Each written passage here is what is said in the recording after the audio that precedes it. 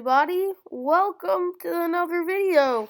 Today we're going to be reviewing two movies that came out kinda, sorta, not really recently that I did or did not like. We're just going to do this because I gotta release a video because it's been forever.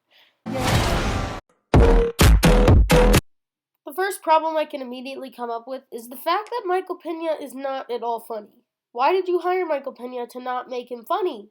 Listen to this. If a picture of this mouse is tweeted out to Instabookface or TikTok, we will be ruined. Wow. Michael Pena? This is what you give him? Are you kidding me? This is the best you can give him? Is mispronouncing these common things? Bro, this is Michael Pena. He makes movies funny that weren't normally funny. Like Ant-Man. Actually, that would have been funny anyway, but that's about an example. But yeah, the movie isn't much better than that, though, which kind of sucks, because the animation kind of gives off the vibe that it would be. If nothing else, the movie is fine. The Tom and Jerry stuff is fine. There's just not as much of it as I was hoping, and as the trailer acted like. I don't love that girl character right there, and she was just kind of there. It was fine. It was nothing special. I guess the effects look pretty good, but, I mean, who walked into this movie expecting it to be the next big masterpiece? I did not. But it was fine for what it is. It was kind of entertaining, especially at the end. But that's really all I have to say about this. Why is every movie Disney releases marketed like it's Frozen? This movie was marketed like Frozen. Like it's a princess that needs to learn how to do crap. And she's Mulan or whatever. Like, this movie was not at all Frozen. And that's great. We've had plenty of Disney movies that feel like Frozen. You know, Moana. Yeah, that felt like Frozen. This movie did not. This felt like Indiana Jones, believe it or not. Actually, yeah, the trailer kind of showed that. But the whole movie kind of felt like that, which is really nice because Disney hasn't tackled something like that. At least, not with very good success. We interrupt this Indiana Jones sequel to bring you a game of Pitfall. But this time was really neat. I really liked the aesthetic. I liked the different way that they portrayed this character as not needing to learn how to fight for once.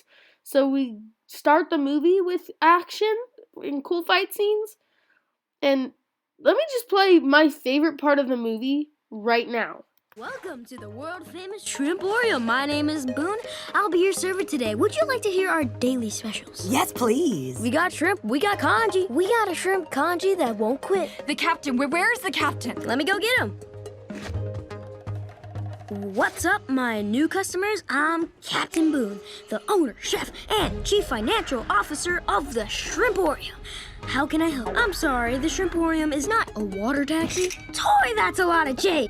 Class bond to your congee. Today's special is to go.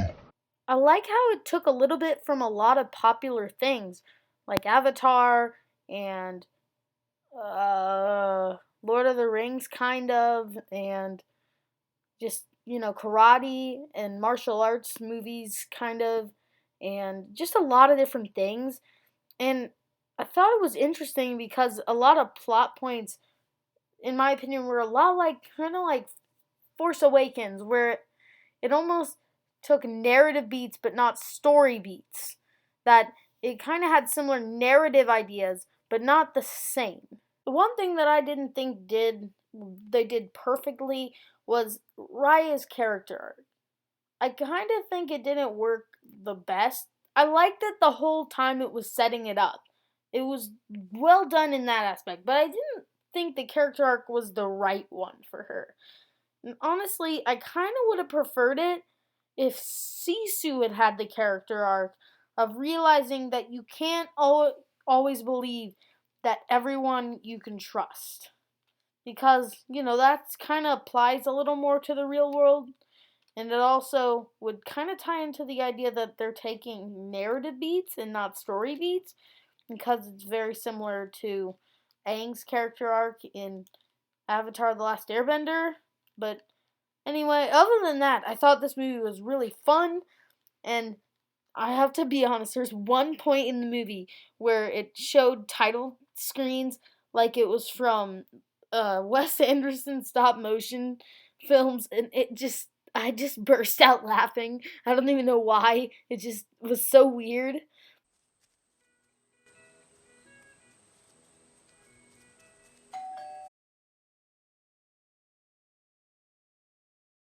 That's all I've got for you today. If you please would just like to support the channel, then like, subscribe, do whatever you want to do, and that's all I got for you. Bye-bye. Our tiger was a bravo cat who traveled on a barge. In fact, he was the roughest cat that ever roamed at large. From grazing up to Oxford, he pursued his evil aims, rejoicing in his title of The Terror of the Thames.